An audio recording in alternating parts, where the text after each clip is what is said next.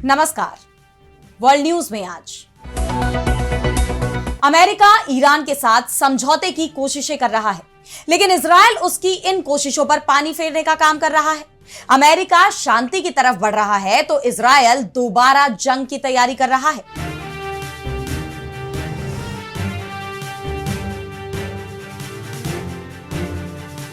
एक तरफ जहां अमेरिकी राष्ट्रपति ट्रंप को लेकर दावा किया जा रहा है कि अब वो बिना न्यूक्लियर डील के भी इस जंग से बाहर निकल सकते हैं, वहीं दूसरी तरफ इजरायल ने अपनी सेना को हमले के आदेश दिए हैं।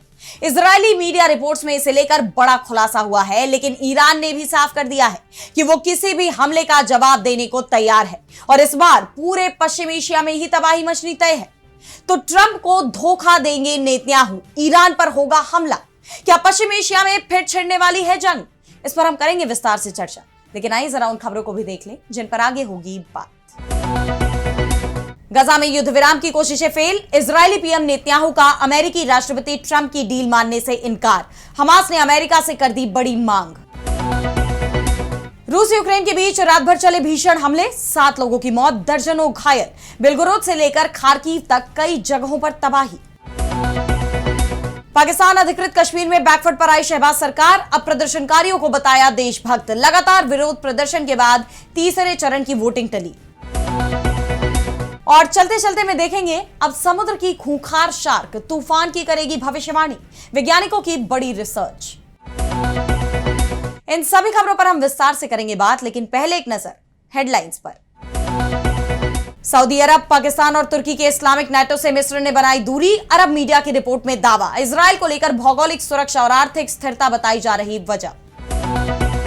कनाडा से 6 महीने में 3300 भारतीय किए गए डिपोर्ट, अमेरिका से भी 3 गुना ज्यादा, सीबीएसई के आंकड़ों में खुलासा, देश में रहने का कानूनी स्टेटस नहीं रखने वाले लोगों पर कार्रवाई। नेपाल के पीएम बालेन शाह ने भारतीय राजदूत से की मुलाकात, नेपाल भारत संबंधों के अलग अलग पहलुओं पर की गई चर्चा, लिपुलेख, कालापानी जैसे क्षेत्रों को लेकर दोनों देशों के बीच जारी है विवाद। एनजीओ को मिलता रहेगा विदेशी फंड, बंद नहीं होगा काम, अमेरिका के भ्रम पर भारत ने दिखाया आईना, अमेरिका में भारत के राजदूत विनय मोहन क्वात्रा ने एफसीआरए बिल पर उठते सवालों का दिया जवाब। तो पश्चिम एशिया में हालात बदलते नजर आ रहे हैं। एक तरफ अमेरिका कैसे भी इस जंग से बाहर निकलने की कोशिश कर रहा है, वहीं दूसरी तरफ इजरायल की तरफ से ईरान पर एक तरफा हमले शुरू करने की योजना बनाई जा रही है। यानी ईरान को लेकर अमेरिका और इजरायल एकमत नजर नहीं आ रहे हैं। दरअसल खबर यह आ रही है कि इजरायल में सभी सैनिकों की छुट्टियां रद्द कर दी गई हैं, जिसे इस बात के संकेत के रूप में देखा जा रहा है कि प्रधानमंत्री बिन्यामिन नेतन्याहू ईरान पर नए हमले की तैयारी कर सकते हैं, क्योंकि इजरायल ने 26 फरवरी को भी ऐसा ही किया था और 28 फरवरी को इजरायल और अमेरिका ने ईरान के साथ जंग छेड़ दी थी। ऐसे में इस बार भी जंग की ही आशंका जताई जा रही है। इजरायली चैनल 13 की रिपोर्ट के मुताबिक नेतन्याहू ने वरिष्ठ सरकारी और इस्लामिक रिवोल्यूशनरी गार्ड कोर यानी आईआरजीसी अधिकारियों के खिलाफ हमले का आदेश दिया है। यह फैसला ऐसे वक्त में लिया गया जब इजरायल इस निष्कर्ष पर पहुंचा है कि अमेरिका अब उसकी शर्तों पर युद्ध जारी रखने को तैयार नहीं है। अमेरिका इस संघर्ष से बाहर निकलने का रास्ता तलाश रहा है। अमेरिकी general Dan Caine off ramp की तलाश में है और उनका मानना है कि ईरान को हराने के लिए केवल एयर पावर पर्याप्त नहीं होगी। इस बीच इजरायल अमेरिकी कूटनीति को गतिरोध के रूप में देख रहा है और स्वतंत्र रूप से कार्रवाई करने की तैयारी कर रहा है। इजरायल का यह कदम पूरे पश्चिम एशिया को खतरे में डाल सकता है, क्योंकि ईरान ने पहले ही चेतावनी दी है कि अगर इजरायल तनाव बढ़ाता है तो वो सीधे हाइफा रिफाइनरी और तेल अवीव को निशाना बना सकता है। यही नहीं, उसकी तरफ से अमेरिका को जमीनी अभियान को लेकर भी चेतावनी दी है। ईरानी सेना की ग्राउंड फोर्स के कमांडर ब्रिगेडियर जनरल अली जहान शाही ने कहा कि अगर अमेरिकी सैनिक ईरानी जमीन पर उतरने की कोशिश करते हैं तो उन्हें कड़े जवाब का सामना करना पड़ेगा। ईरानी फोर्स किसी भी विदेशी जमीनी हमले का जवाब देने के लिए तैयार है। अगर अमेरिकी सेना का कोई भी जवान ईरान में कदम रखता है तो हम उन्हें खत्म कर देंगे। ईरान की ये चेतावनी ऐसे वक्त में आई है जब अमेरिका ईरान के साथ किसी भी रूप में समझौते की कोशिशों में नजर आ रहा है। कहा तो यह भी जा रहा है कि अमेरिकी राष्ट्रपति डोनाल्ड ट्रंप ईरान के साथ बिना परमाणु समझौते के भी जंग खत्म करने पर विचार कर रहे हैं। यानी जिस वजह से यह जंग शुरू की गई थी, अब उस लक्ष्य को हासिल किए बिना भी ट्रंप पीछे हटने को तैयार है। अमेरिकी अखबार वॉल स्ट्रीट जर्नल की रिपोर्ट के मुताबिक अगर ईरान हॉर्मुज स्ट्रेट को पूरी तरह खोल देता है और वहां से कारोबारी जहाजों की आवाजाही शुरू हो जाती है, तो ऐसा होने पर अमेरिका ईरान के खिलाफ जारी जंग से पीछे हट सकता है। ट्रंप पिछले कुछ हफ्तों से इस विकल्प पर काम कर रहे हैं। उन्होंने अपने वरिष्ठ अधिकारियों से निजी बातचीत में कहा है कि तेहरान के साथ औपचारिक परमाणु समझौते के बिना भी अमेरिका संघर्ष खत्म कर सकता है। यानी अब अमेरिका का पूरा फोकस हॉर्मुज स्ट्रेट से जहाजों की आवाजाही शुरू कराने पर है, जबकि इससे पहले तक तो ट्रंप बार बार यही दावा कर रहे थे कि ईरान के पास परमाणु बम नहीं होगा, उसका परमाणु कार्यक्रम बंद होना चाहिए। लेकिन अब उनके रुख में यह बदलाव ऐसे वक्त में आया है जब ईरान ने हॉर्मुज खोलने को लेकर भी कड़ी शर्तें रख दी हैं। ईरान ने क्षेत्र से अमेरिकी सैनिकों की वापसी, सभी प्रतिबंध हटाने, विदेशों में जमा ईरानी संपत्ति को रिलीज करने और युद्ध में हुए नुकसान का मुआवजा देने की मांग की है। हालांकि अमेरिका इन शर्तों को मानने के बजाय हॉर्मुज में अपनी नाकेबंदी को और सख्त करता नजर आ रहा है। अमेरिका के 20 से ज्यादा युद्धपोत मिडिल ईस्ट में सैन्य मिशनों के लिए तैनात किए गए हैं, जिससे इस क्षेत्र में एक बार फिर तनाव बढ़ने की आशंका जताई जा रही है। एक तरफ इजरायल की जंग की तैयारी और दूसरी तरफ अमेरिकी युद्धपोतों की तैनाती। इसे देख आशंका इस बात की जताई जा रही है कि एक बार फिर पश्चिम एशिया में भीषण जंग छिड़ने वाली है। और अब बढ़ते हैं अगली खबर की तरफ, जहां हम बात करेंगे गजा की।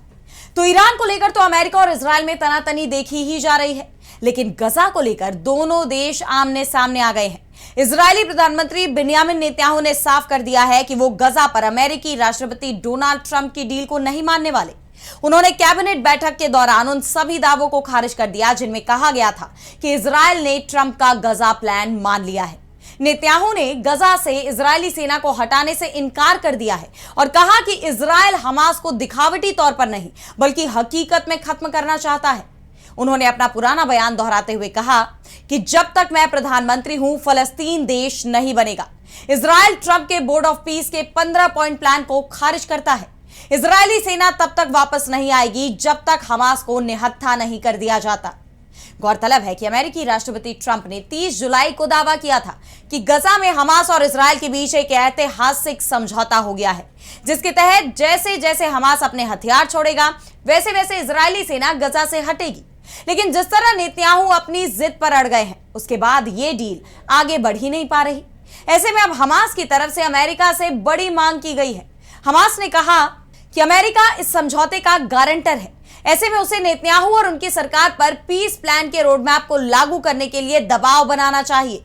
वैसे तो हमास पहले से ही गजा में शांति के पक्ष में रहा है।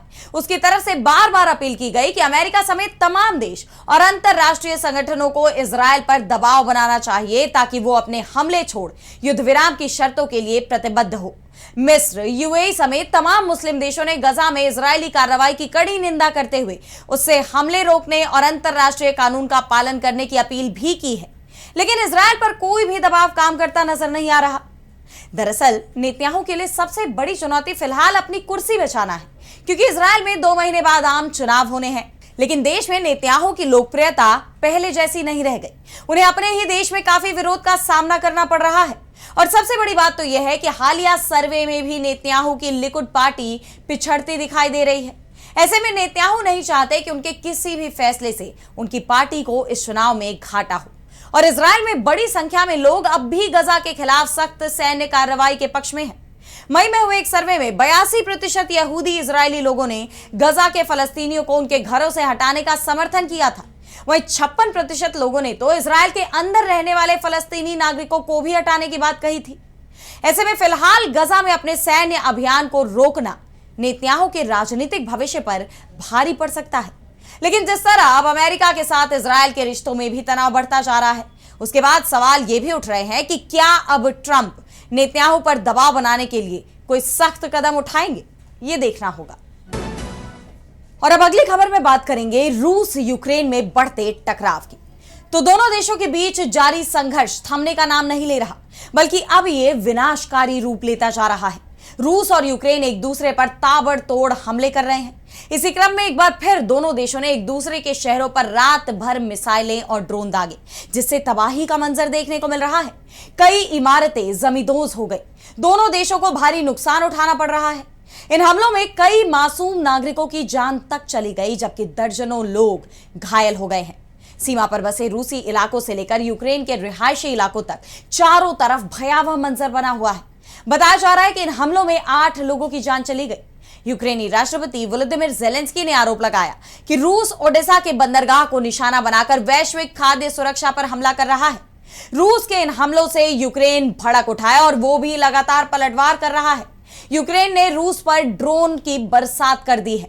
रूस के सीमावर्ती इलाके बेलगोरद में यूक्रेन के ड्रोन हमले में 5 लोगों की जान चली गई, जबकि 2 दर्जन से ज्यादा लोग घायल बताए जा रहे हैं।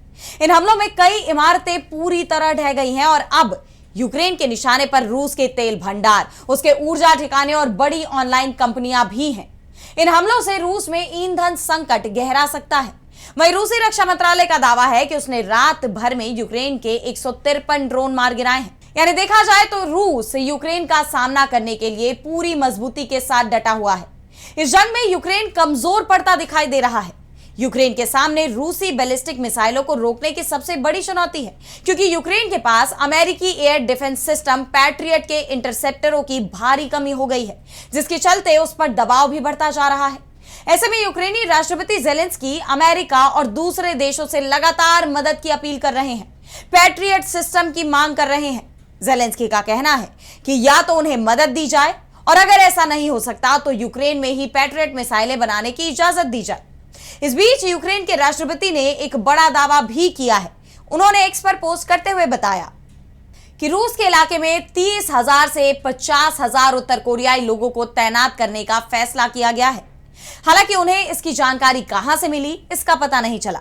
ऐसे में सवाल ये उठ रहे हैं कि क्या वाकई रूस की जंग में नॉर्थ कोरिया की भी एंट्री हो गई है, और अगर ये सच है तो ये जंग आगे क्या मोड़ लेगी, ये देखना होगा। और अब आगे बढ़ते हैं और बात करते हैं पाकिस्तान की। तो पाकिस्तान के कब्जे वाले कश्मीर में इस वक्त बवाल मचा हुआ है, क्योंकि यहां चुनाव हो रहे हैं जिसका बहिष्कार संयुक्त अवामी एक्शन कमेटी यानी JAAC की तरफ से किया जा रहा है।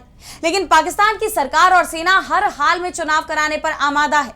भारी हिंसा और विरोध प्रदर्शन के बीच 2 दौर का मतदान हो भी चुका है, जिसमें 100 से ज्यादा लोगों की जान भी जा चुकी है। ये जाने पुलिस और सेना की गोलीबारी में गई हैं, जिसके बाद प्रदर्शन और भी उग्र हो चला है और अब पाकिस्तान की सरकार इन प्रदर्शनों के आगे झुकती दिखाई दे रही है। 10 अगस्त को तीसरे दौर में जिन 11 सीटों पर वोटिंग होने वाली थी उसे टाल दिया गया है। पाकिस्तान की सरकार की तरफ से अब तक JAAC के सदस्यों को गद्दार कहा जा रहा था, लेकिन अब PM शहबाज शरीफ का कहना है कि प्रदर्शन करने वाले 99% लोग देशभक्त हैं। शरीफ ने प्रदर्शनकारियों को बातचीत का न्योता भी दिया है। कहा है कि हर समस्या का समाधान बातचीत से निकाला जा सकता है। जबकि पहले शहबाज शरीफ के भाई नवाज शरीफ का बयान भी सामने आया था, जिसमें वो चाहते थे कि POK का प्रधानमंत्री उन्हें बना दिया जाए। सरकार ने प्रदर्शनकारियों से बातचीत से इनकार कर दिया था। सेना को खुली छूट दे दी गई थी कि वो किसी भी कीमत पर तय समय पर चुनाव कराए। शरीफ सरकार के मंत्री तो यहां तक दावा कर रहे थे कि प्रदर्शनकारियों के बीच प्रतिबंधित आतंकी संगठन तहरीक-ए-तालिबान के लोग भी मौजूद हैं, जो इन्हें भड़का रहे हैं। इसी आधार पर आंदोलन के खिलाफ जो सेना की कार्रवाई चल रही है उसे सही ठहराने की कोशिशें की जा रही थी। लेकिन अब वही सरकार आंदोलन से जुड़े लोगों को देशभक्त बता रही है। सरकार को यह बात तब समझ में आई है जब POK की 45 सीटों में से अब तक 34 के नतीजे भी आ चुके हैं, जिनमें 24 सीटें नवाज शरीफ की पार्टी PMLN को मिली हैं। यानी PMLN बहुमत हासिल कर चुकी है। इसके बाद ही 11 सीटों के लिए वोटिंग टाली गई। यानी पाकिस्तान की सरकार अभी भी प्रदर्शनकारियों को धोखा देने की नीति पर चलती दिख रही है। दरअसल पाकिस्तान सरकार की तरफ से चुनाव टालने का यह ऐलान उस पर दुनिया भर से पड़ रहे दबाव का नतीजा भी माना जा रहा है। POK में सेना की कार्रवाई को लेकर संयुक्त राष्ट्र भी चिंता जता चुका है। 7 अगस्त को UN ने शांतिपूर्ण प्रदर्शन करने वालों के खिलाफ हुई कार्रवाई की निष्पक्ष जांच और जवाबदेही तय करने की जरूरत बताई थी, जिसके चलते शहबाज शरीफ की सरकार अब दबाव में नजर आ रही है। ऐसे में तीसरे दौर के चुनाव का रद्द होना ही पाकिस्तान सरकार की बड़ी हार माना जा रहा है और प्रदर्शनकारियों का कहना है कि पूरा का पूरा चुनाव ही रद्द होना चाहिए। उनकी डिमांड पूरी होने के बाद ही चुनाव कराए जाने चाहिए और सबसे बड़ी डिमांड यही है कि 12 आरक्षित सीटों को खत्म किया जाए। और अब चलते चलते में बात करेंगे शार्क की।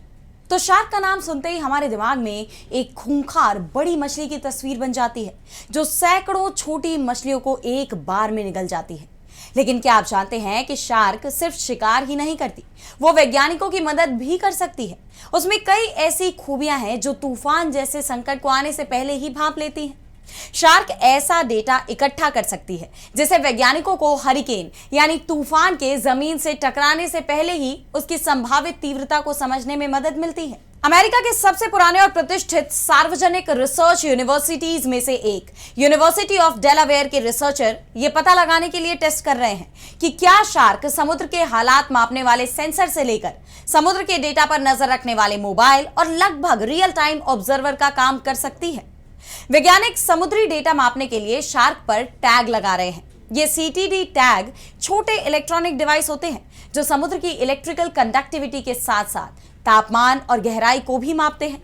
वैज्ञानिकों ने बताया कि टैग शार्क के पीठ के पंख यानी डोर्सल फिन पर लगाए जाते हैं। फिर भी जब शार्क सतह पर तैरती है तो टैग सैटेलाइट रिसीवर के नेटवर्क को डेटा भेज सकता है। यूनिवर्सिटी ऑफ डेलावेयर के रिसर्चर ऐसी शार्क को चुनते हैं जो हरिकेन रिसर्च के लिए सबसे उपयोगी जानकारी इकट्ठा कर सके, और वे ऐसी प्रजातियों को प्राथमिकता देते हैं जो अक्सर सतह पर आती रहेंगी ताकि उनके टैग सैटेलाइट तक जानकारी भेज सके। इस पूरी रिसर्च पर यूनिवर्सिटी के school of marine science and policy में प्रोफेसर और मुख्य रिसर्चर एरन कार्लिसले ने कहा कि हमें समुद्र की ऊपरी परत की गर्मी की मात्रा में सबसे ज्यादा दिलचस्पी है, जिसे मिक्स्ड लेयर कहा जाता है। पानी के कॉलम का यही हिस्सा असल में हरिकेन की तीव्रता तय करता है। मिक्स्ड लेयर जितनी गर्म होगी, हरिकेन उतना ही तेज होगा, क्योंकि इसमें वो गर्मी होती है जो हरिकेन को ताकत देती है। वैज्ञानिकों का कहना है कि अगर ये प्रोजेक्ट सफल होता है तो शार्क की तरफ से इकट्ठा किया गया डेटा यह अनुमान लगाने में मदद कर सकता है कि अमेरिकी पूर्वी तट के पास पहुंचने पर तूफान कितने तेज होंगे। एक्सपर्ट्स का कहना है कि अगर यह साबित हो जाता है कि शार्क लोगों की मदद कर सकती है तो यह बेहद ही फायदेमंद होगा। यानी शार्क अब सिर्फ शिकार तक सीमित नहीं रहने वाली, बल्कि वो बड़े संकट की भविष्यवाणी भी कर सकेगी, जिससे लोग संकट से निपटने के लिए पूरी तरह से पहले ही तैयार हो पाएंगे। तो फिलहाल वर्ल्ड न्यूज में आज इतना ही। देश दुनिया की तमाम बड़ी खबरों के लिए आप देखते रहिए डीबी लाइव और मुझे दीजिए इजाजत। नमस्कार।